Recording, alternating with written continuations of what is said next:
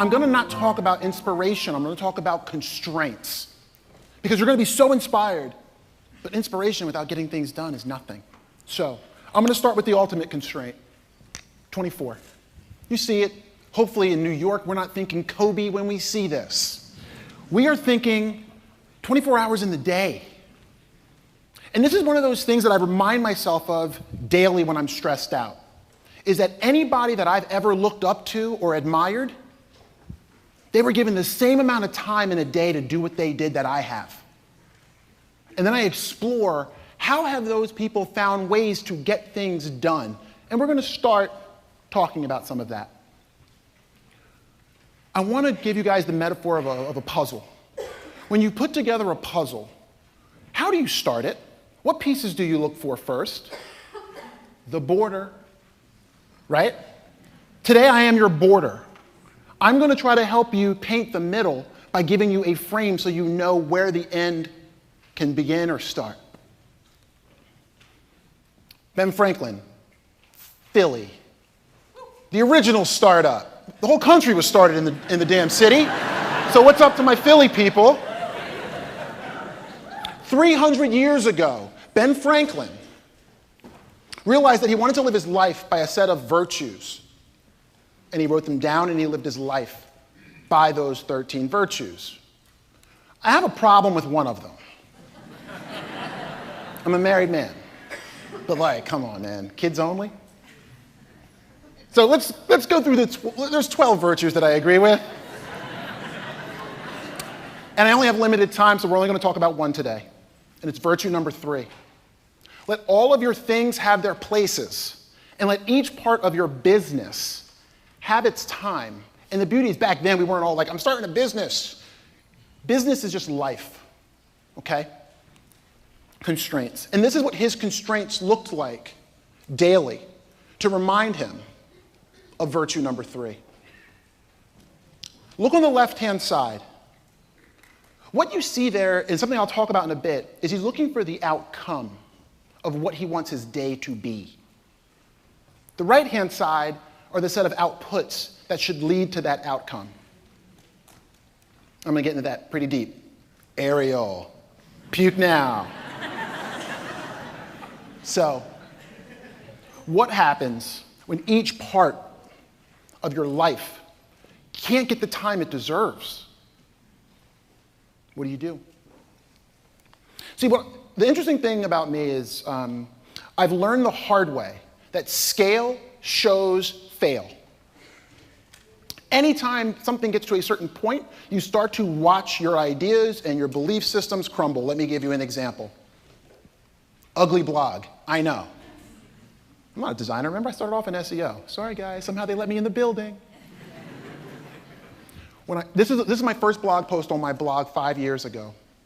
And it's something that I've always believed in. And I believe that every CEO, every person in the company should answer their phone. So imagine this today if you worked at my company.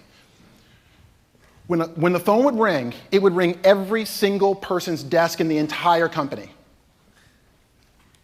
Because the people that called in were most often clients. They paid for our livelihoods. I'm not going to stick them in a phone tree and make them figure it out. And I learned a lot about my company and my team by answering the phone. People would tell me things, and it was really funny, because I'd pick up the phone. Wil Reynolds speaking. Whom is it you're looking to speak with, right? Oh, I'm looking for Crystal. Wait, Will? What are you doing answering the phone? Well, you pay my check. I think I could pick up the phone when you call, if I've got time, because the phone would ring all 20 or 30 of us at the same time. I learned so much about my team and my people. However, scale shows fail. So what happens when Seer started getting a little bit more popular and growing a little bit? Salespeople started calling us. So when I picked up the phone, trying to hope that once in a while I would get connected with a client, I was getting somebody trying to sell me something. I said, I work on search. When I want something, I type it in. When's the last time somebody called you with a cold call and you said, wow, I really needed that and never thought about ever doing this? Type, type, type, enter. So I did an analysis of the times when I've been most stressed out. And I have a blog post about this too. So I am a data junkie. And I analyzed 10,451 entries over 4.5 years in my time tracker on how I spent my time. And I will tell you some of the values that came from that. This isn't very hard to do. It takes some discipline, and I'm way undisciplined. But I knew that it was worth doing because the value on the back end would teach me things like I'm going to share with you. So when I had a bookkeeper at Seer, and I fired her in the 4th quarter, whoops, tax time, look at who had to do a lot of work. That's my line right there on finance. And then I hired a slightly better bookkeeper, and then I got to cut my time per quarter down a little bit, giving me time back to work on things like innovation and inspiration. And then eventually I had my bookkeeper, who was awesome, report into my COO, and then look how much time I spend on the finances of my business. None, because I don't wake up to count the numbers in the spreadsheets. I like to build stuff. I've hired people to help me on business development before. And it's interesting when you hire someone, I have the data that shows when I hired this person, actually they never gave me any time back. I end up spending just as much time on business development as I was before I hired them. Do you have data on the people and the software and the things that you buy that are supposed to give you time back that tells you whether or not they actually did what they're supposed to? When you get stressed, this is how you get de-stressed. My second biz dev hire killed it and allowed me to work on other things. So speaking in promotions, I went to school to be a teacher, a high school teacher. I went to school to teach economics to high school kids. So I never realized that business development and speaking to a lot of people are the same thing. I'm just talking about shit that I love to do. Never thought that was business development. So yes, I separate those two things out. As I spent more time on that, I was happy. The thing that scared the crap out of me, and this is where scale can show fail, is that second line on HR. And for me, HR is something that I don't run from. I love spending time with my team, helping them to craft out their careers, and sometimes hearing them tell me how much I suck. But what I realized is if I wanted that time and Seer doubled in staff, there was no way I was ever going to be able to spend the time I wanted to with my team. By tracking these hours, you can run analysis against, well, what would happen if I added 5 more clients, took on a side hustle, did this, did that, and then it'll show you, whoop, constraint. How are you going to get all that done with what matters? So I'm here to remind you, you got to put a lid on your hustle sometimes. Because while the theme of the conference is 1% inspiration, 99% perspiration, definitely not a genius, but I am a freaking hustler. Like if somebody wants to come up and do a push-up contest, I might die trying, but I will try to beat you. I'm just competitive as all get out. So for me, hustle is 1% inspiration, 99% perspiration, and that's a problem. If you look at this and go, that's me, the rest of these slides are really going to be good for you. Because as a reminder, anybody in this room can beat Usain Bolt in a race, even though he's infinitely faster than all of us. How can you beat Usain Bolt in a race? All you need is for him to run in the wrong direction for 5 seconds. Now you laugh, but internalize that shit. Like, if he runs in the wrong direction for 5 seconds, everyone in this room could beat Usain Bolt in a race, the world record holder in the 200 meters. So, hustle's not just about having an idea and running off and doing shit. It's about taking a second, which I know feels like forever for us, and just saying, well, what direction would you like me to run in? Because I have been trained to be a fine athletic specimen. But if you put me in the wrong direction for 5 seconds, I will not win the race. Just because you're more talented doesn't mean squat if you don't know where you're going. Sometimes planning beats out talent. And then you got to be okay with delegation, which I'm going to get to in a little bit. So I ask you, just think, reflect, stop. Where might you be running really fast right now? Hustle, baby! But you're going in the wrong direction. Never going to hit the finish line, you saying it's that way. It doesn't matter that he's better than us. It matters that he went in the wrong direction. So, I'm going to ask you if you're working on outputs or outcomes. The beauty of having a wife that does something completely different than I do, so she's a PhD and she started a nonprofit in Waslala, Nicaragua to build clean drinking water for people who don't have access to clean drinking water. And that's her startup, that's her hustle. She started it like 12 years ago. I'll take donations in the back. And these are the pictures that I've taken when I've gone there. So, My wife says to me one day, I got this big thing, I'm talking to her, and we're like traveling somewhere, I'm in a hotel room, I'm like, oh my God, babe, blah, blah, blah, blah, blah, blah. And she's like still trying to wake up, and she's like, what's up with you and all your freaking energy? Calm down. It's like 6 in the morning. I'm like, well, I already worked out, and I ate my oatmeal, and I'm ready to go, right? What do you think about this? And it's funny, even though she wanted to punch me, she said, what you're really talking about, Will, is this theoretical framework, which I'm a hustler, right? She's a PhD, I'm a hustler. When she started talking about theoretical frameworks, I'm like, get the freak out of here. I want to get shit done, you know? And she said, well, slow down for a second, Will. She said, in my line of work, what you're talking about is a theoretical framework. And we look at that as outputs versus outcomes. And I said, well, what are you talking about, sweetie? She said, well, when we go to Nicaragua and build these clean water systems from people who were typically, before going into rivers and taking like old antifreeze jugs and filling them up with water to drink, she goes, we end up celebrating, and these are pictures of her employees, 2 of her employees that were down there volunteering, and this is a water system that they helped to build, but really they only helped in the money side and the procurement of getting the materials there. The people themselves dig the trenches 3 meters deep through the mountains to get their own water for themselves and their families. She said, but the problem is that we take the pictures when we build the water system. That is an output. It's a big output, but it's just a checkbox. It's just on the to-do list. She said, what we need to celebrate is when this young girl is more healthy. And we don't know that the day we check that thing off of the to-do list. We got to come back every year and check her health. We have to see how much time she's spending at school, because now she doesn't have to go and fetch water 3 times a week and not go to school. One of the coolest things I've ever seen is I've seen people use Wikipedia for the first time in Waslala, Nicaragua, and just be like, wait, so I can find out all this information? You're like, yes, it's all out there. Now, the internet down there is about 2G, so thank God for all you folks who have decided to create things in mobile.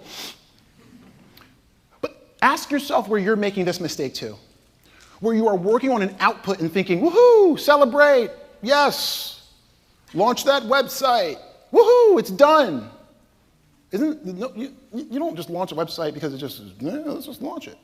There's an outcome that you're hoping happens when you pour your life's work into something. Don't get blinded by the output and celebrate the wrong win. Was Usain Bolt faster when he ran in the wrong direction? Yes, but did he win the race? No. So one of the ways that I look at my virtues is I have what I call a wall of what matters in my house, and it's on my way walking up the stairs to my bedroom. I painted this chalkboard wall there 7 years ago.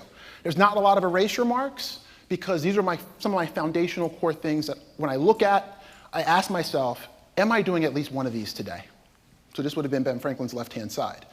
So this was my like, oh my God, if these people hate me right now slide. I wanted to make sure that I gave you my contact information. Why?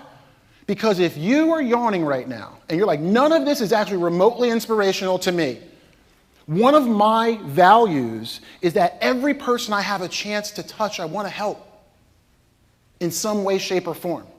Something I want to share with you that Sean thought might be interesting is I actually stopped running my company for a week and let someone else run my company. And I went and flew to Seattle and ran his for a week. Interesting thing about doing that, a lot of interesting things. He's actually taking a picture in front of my values wall there, and I'm like, being like, doing my Cam Newton at his company in his video studio. But I did not have access to my inbox for a week. You know what's interesting about giving someone else your inbox and letting them see every dirty piece about you? Your subscription to Pornhub has expired. Oh no. My mother emailed Rand on the left-hand side because she had forgotten that we were swapping that week. And she asked him for help with something, or she asked me for help with something, and got Rand. And he was like, do you need me to come over to New Jersey and help you with it? It was that legit. I swear to God. I didn't have access to my inbox for a week. People at Seer quit the week he was there. The day I got to his job, people quit.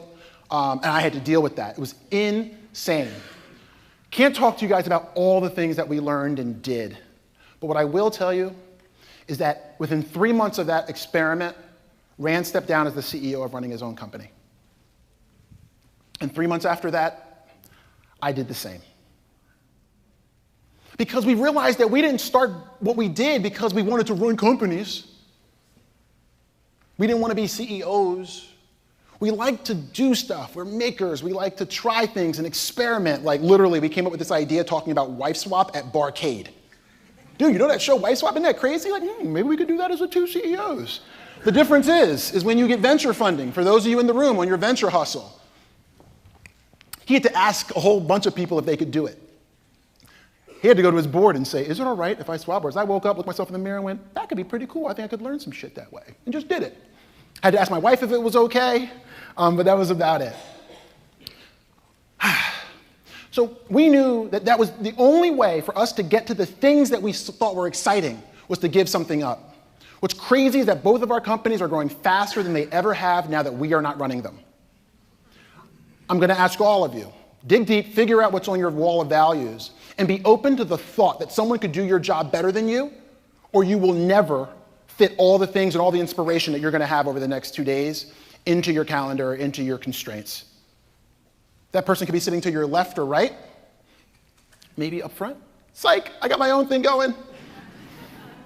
So I was talking to my brother-in-law, and he was riffing. My brother-in-law is just like riffs on everything, right? And I do too, so we get along as long as we're both agreeing about the same thing. And he was like, you know what? He's like, when I see you, my sister Nora, when I see you guys together, he's like, I can't wait to see you guys in 10 years. Nice thing for your brother-in-law to say, especially when he's a rugby player that's come over our house with like black eyes, and I was like, he's gonna beat my ass. He said, you know what?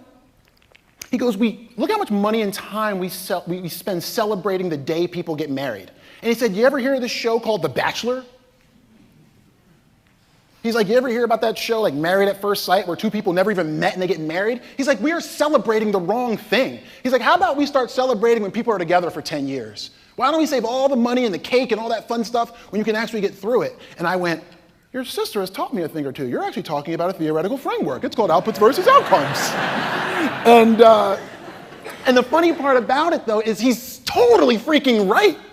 Like, I could marry you tomorrow. I could marry you the next day. I could marry you, and then I could marry you.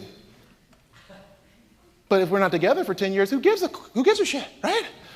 So, find a place for your things, and let each part of your blank have its time. Find time for those things. And if you ever want to have a really deep conversation with your significant other, Seer has an office in San Diego, and because knowing my team has always mattered so much to me and spending time with them, one of my biggest fears of opening another office is that I would feel disconnected from my team. I actually drive cross country every year and spend time with my team through like 2 to 3 months out there with that team, getting to know them and work with them. And I said to my wife on the way back, we went up to San Francisco and then over to Salt Lake City, which is a 12-hour drive about San Francisco to Salt Lake. And about an hour in, I had this thought. I said to my wife, you know, I get asked to speak at all these events and travel all over the place, and I love to say yes because I love to help people, but sometime I might say yes to too many things. I said, how many days in a month do you think I could be gone where we can't travel together, because we usually do? And she said, I don't want to answer that question. I went, girl, we got 10 more hours of silence if you don't. So after she sat there folding her hands and being upset and like, I don't want to answer that question, I don't want to get in the way of your career, I'm like, it's not about that. I need the border. Because as a hustler, I'll just keep saying yes to stuff. And then one day you wake up and you go, oh my God, I haven't been at home in 15 days. That's not the outcome of the life I wanted to live. So, as I wrap up with you all today, I just want to remind you of 3 things, and I hope this helps. If not, call me. Getting things done means giving things up. It can't all fit. You need to have the border. Today, take all the inspiration and then also seek out your borders for whatever it is that matters to you. Plan before you perspire, and please don't confuse your to-do list or your outputs without taking into account what the outcomes of that to-do list are there to achieve. Thank you so, so, so much. I appreciate it.